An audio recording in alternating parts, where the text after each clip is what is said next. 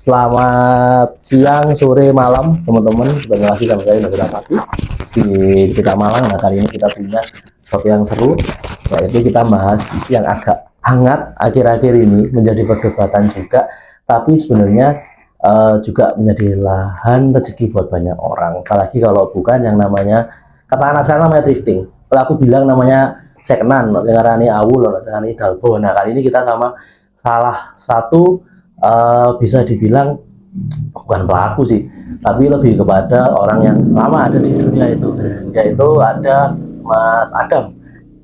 Ya, Selamat pagi Mas Adam. pagi Mas Ino. Nah, Mas Adam ini salah satu founder dari Dalbo Fest, satu event yang mungkin teman-teman sudah tahu. Nah, gimana Mas Adam kabarnya Dalbo Fest sendiri? Alhamdulillah, ini baik.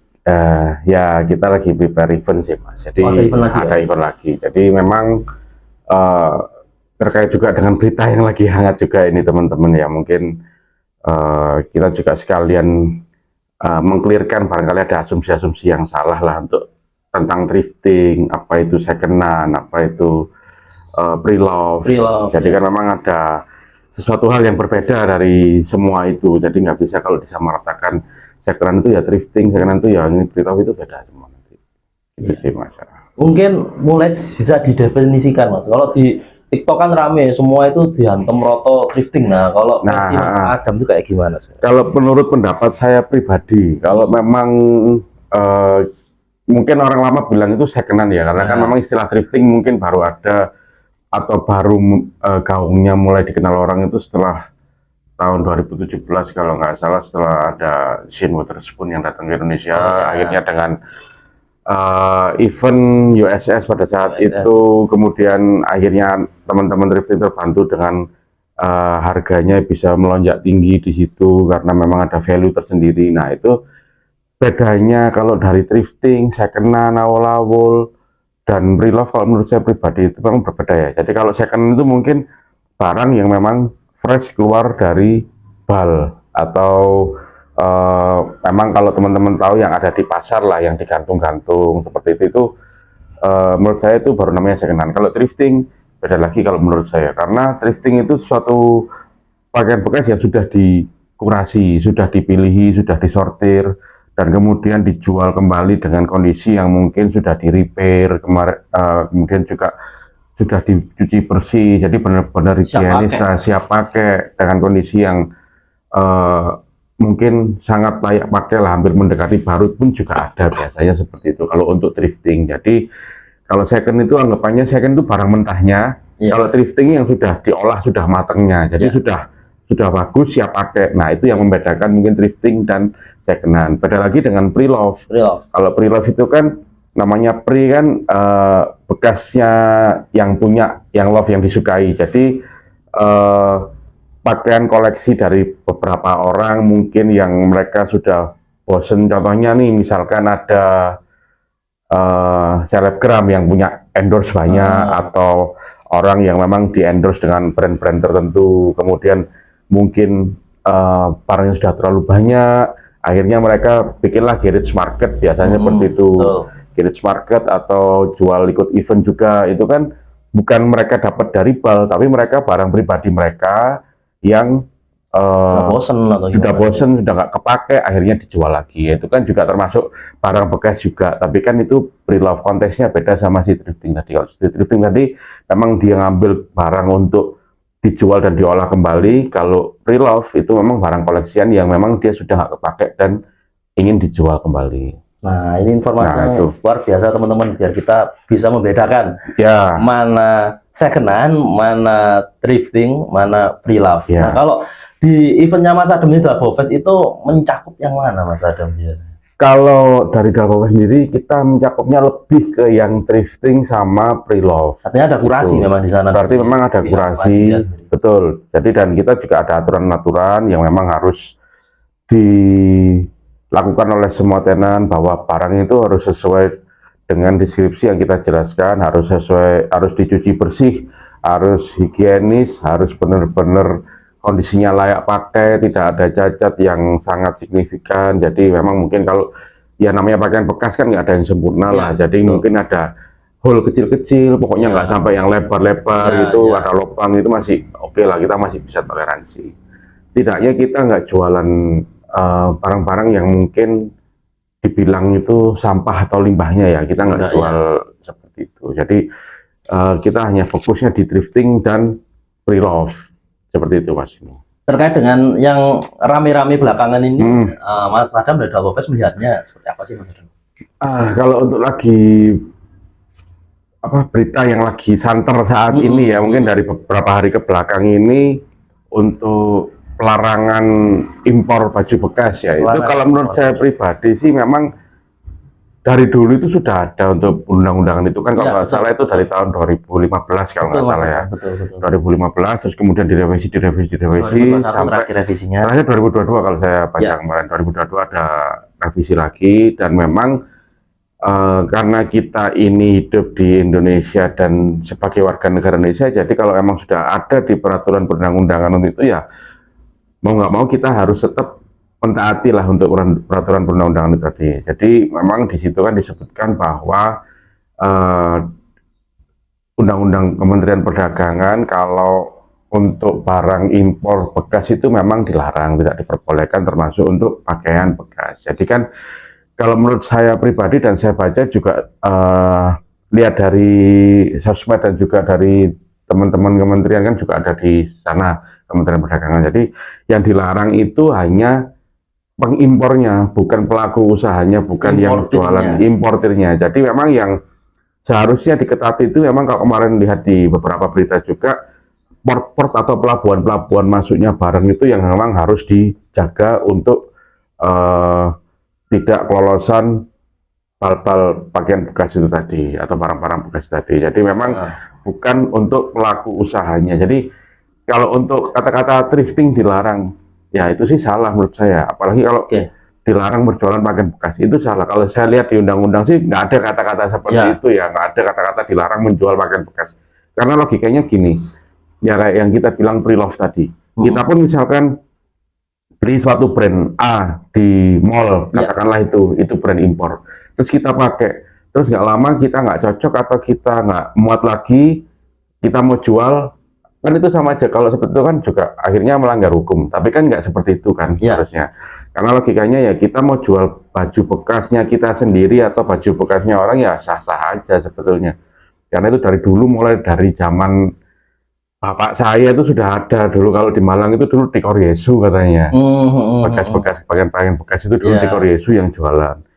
Nah, seperti itu sih. Jadi kalau dibilang dilarang thrift itu nggak tepat sekali kalau saya. Jadi harusnya teman-teman yang melakukan usaha thrifting atau juga pre-love ini nggak usah khawatir Mas Adam. Betul, memang nggak usah khawatir untuk saat ini, karena saya pribadi pun juga menggeluti di bidang usaha itu, karena lebih ke yang pre-love atau yang collectible. Karena kan di sini kan kita tahu juga selain barang-barang thrifting kan juga ada barang-barang koleksian teman-teman yang memang dari balik-balik kaos itu tadi juga ada histori-histori dan value tersendiri dari nilai itu tadi.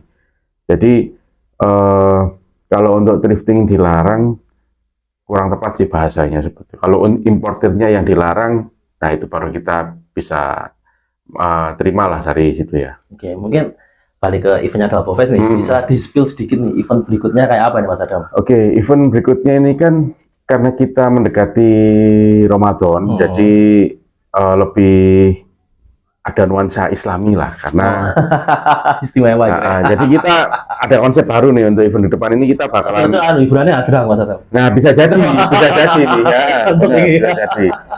Karena kita akan menggandeng dengan Muslim Market. Muslim Market. Ya, kita juga ada project dengan beberapa teman-teman, itu ada Muslim Market. Jadi nanti di Dalbofest kali ini yang next di bulan Ramadan ini kita hanya fokus ke belanja aja.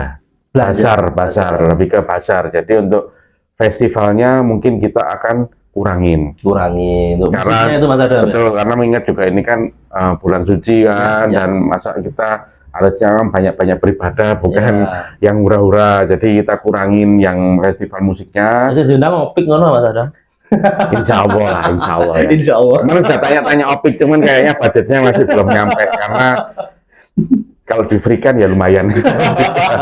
Wah, berarti ini aromanya free nih Mas Adam ya. Aromanya free. Siap. Kalau insya Allah Dalbova sih kedepannya terus free ya. Jadi kita pengen menyampaikan juga bahwa kita itu untuk bazarnya itu kita bakalan free seterusnya. Cuman mungkin hanya di festival musiknya aja yang akan kita berbayar tiket kan. Begitu sih. Lokasi ada di lokasi tetap di Begawan kalau untuk yang bazar nanti. Jadi masih tetap di Begawan. Apa yang selain bernuansa Islami apa nanti yang sedikit spesial mungkin yang buat teman-teman, wah aku kudu rono kira. Ya pastinya teran-terannya pasti akan beda-beda ya. Setiap event kan kita juga pasti berbeda-beda. Dengan komposisi barang teman-teman juga pasti yang mungkin Mas Adam, apa pre-love-nya sarung atlas mungkin. Nah, pre-love gamis mungkin bisa nanti ya. Kan itu juga bekas, jadi kan tapi kan milik pribadi itu tadi. Sarung atlas kan larang-larang. Iya. Ya, jadi itu sih untuk konten acaranya kurang lebih sama kayak yang sebelum-sebelumnya, cuman beda di pas di puasaan. Pas di puasaan. Pas puasa. Nah, itu soal lari. Ditunggu aja. Nanti apa pengumumannya pasti ada di IG-nya, Instagramnya Dalbovest.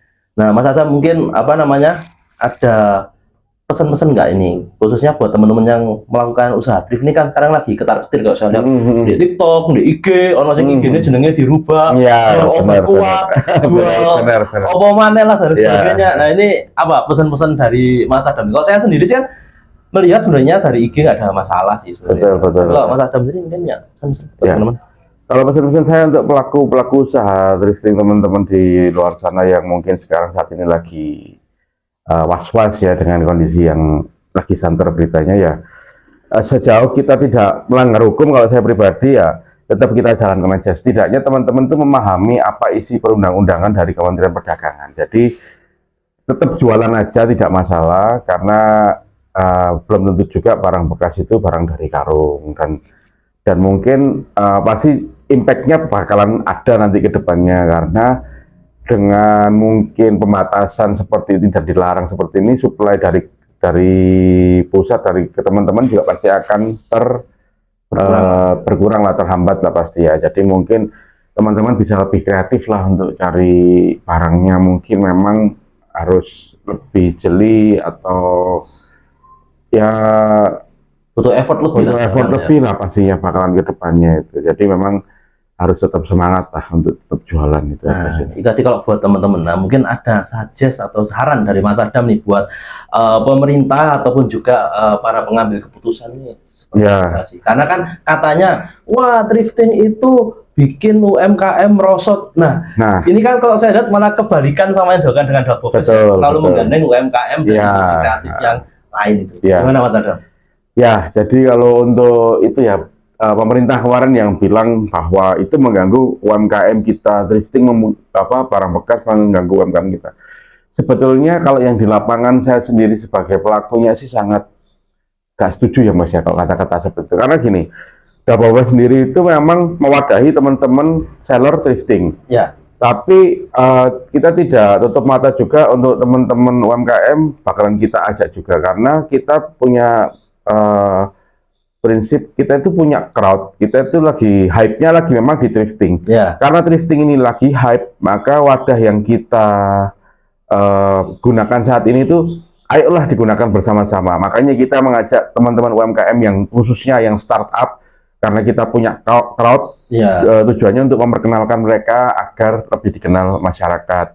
Dan kalau memang perlu data ya, kita juga ada data bahwa penjualan teman-teman UMKM pun di Dalbovest itu juga hampir sama kayak jualan thrifting. Jadi sebetulnya sangat tidak berpengaruh, karena segmennya pun masing-masing memiliki segmen masing-masing yang beda gitu sih. Termasuk clothing lokal. Termasuk clothing lokal. Dan memang kita rencananya nanti juga akan terus menggandeng UMKM, dan mungkin kita bisa bikin nanti UMKM festival sendiri yang awalnya memang dimunculkan dari Dalbovest. Jadi orang-orang mungkin melihatnya dari sisi wah ini pakaian bekas, ini industri tekstil segala hal. Sebetulnya sih ya enggak, karena teman-teman pun untuk setahu saya ya, teman-teman saya dulu itu kalau di clothingan pun juga ngambil maklonnya atau ngambil sampelnya, contohnya untuk dibuat jaket atau lain-lain itu dari produk thrifting juga. Kalau beli baru kan mungkin sayang mau dibongkar-bongkar.